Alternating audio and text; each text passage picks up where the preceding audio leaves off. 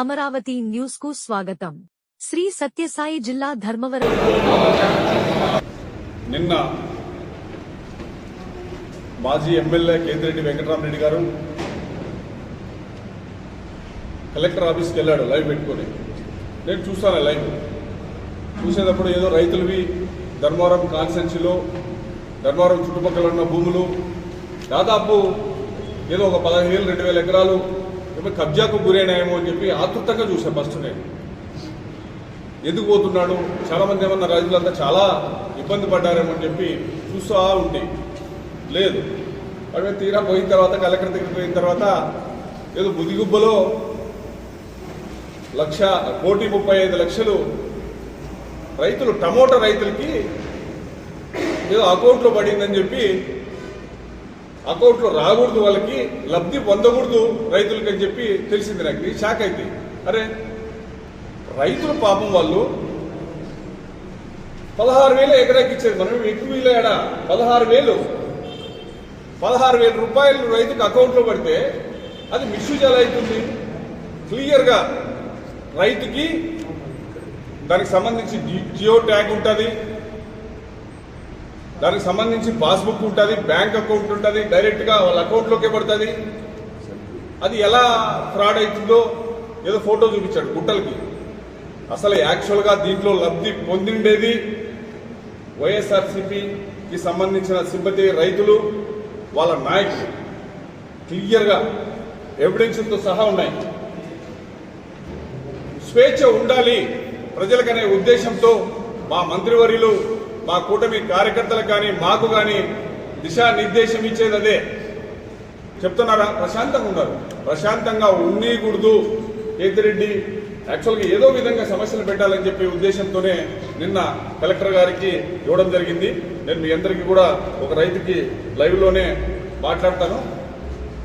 ఇక్కడ ఒక నాయకుడు యాక్చువల్గా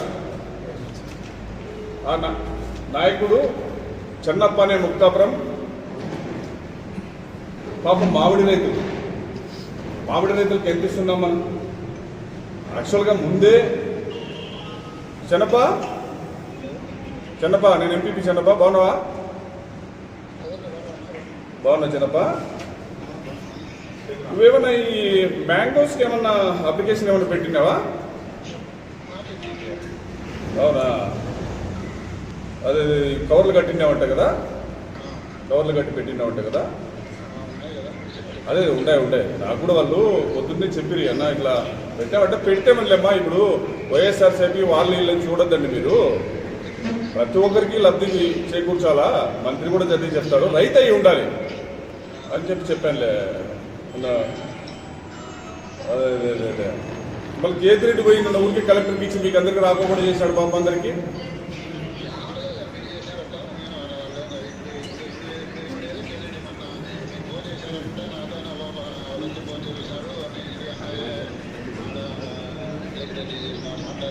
కలెక్టర్ దగ్గరికి నిన్న పోయినాడా? మాడి రైతుల గురించి మాట్లాడాడు కదా.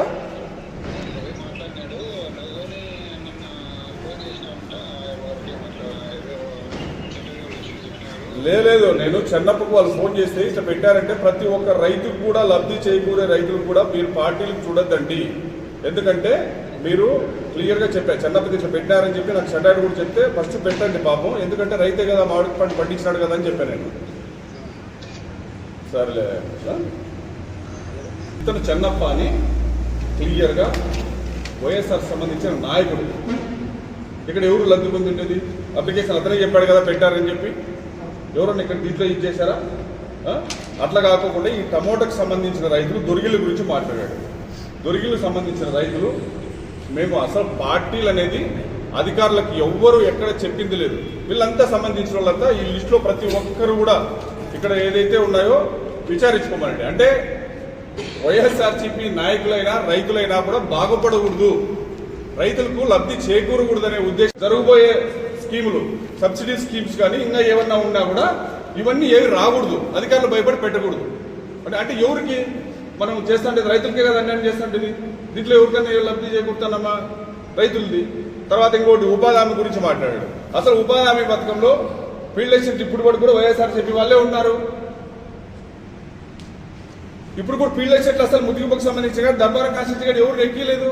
అసలు మా ముదిగుప్ప మండలంలో పనే జరగలేదు. కూలోళ్ళు పాపం మొత్తుకుంటారు పని జరగాలని చెప్పేసి. అంటే కూలు కూడా అంటే ఇతను ఇట్లా బెదిరియడం వల్ల అధికారులు అంతా ఏమైపోతారంటే పని పెట్టరు. పని పెట్టకపోతే ఎవరికి ఇది కూలీలకు ఇండైరెక్ట్ గా అన్యాయం చేసినాం. ఎక్కడ పోతున్నాము? అది నిజంగానే వాస్తవంగా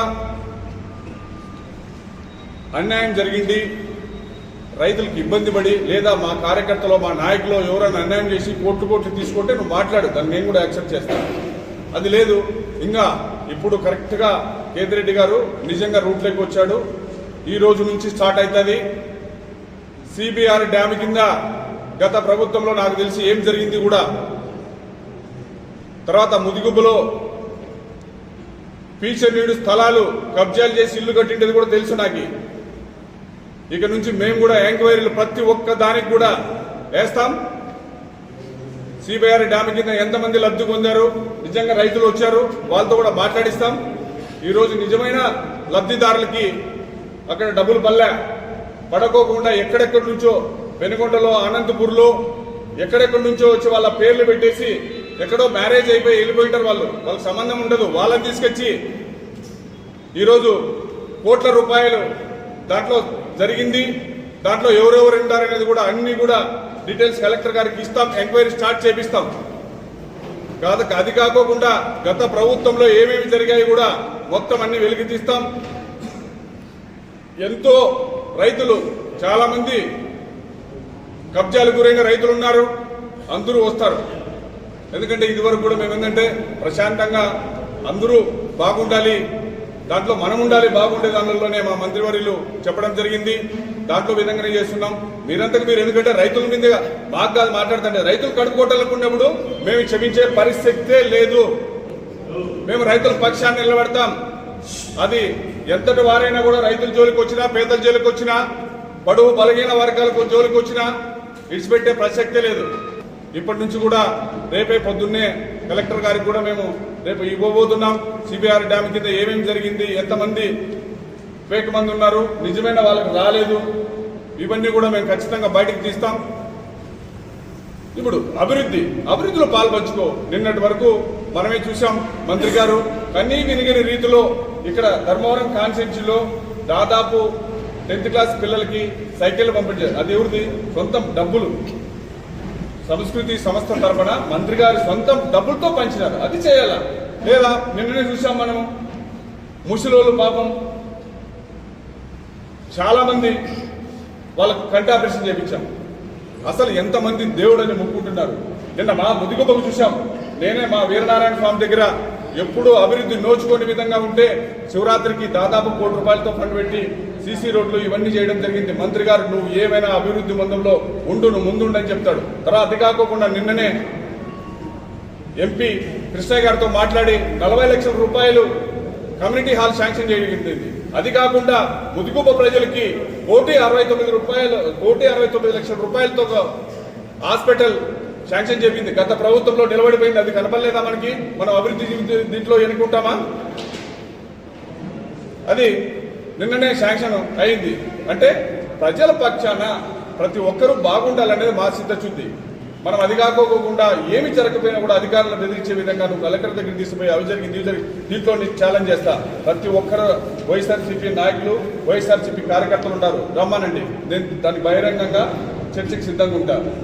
కోసం రైతుల్ని ఇబ్బంది పెట్టకూడదు. ఖచ్చితంగా మా కూటమి ప్రభుత్వము రైతులు అందరూ బాగుండాలనే ఉద్దేశమే మాది.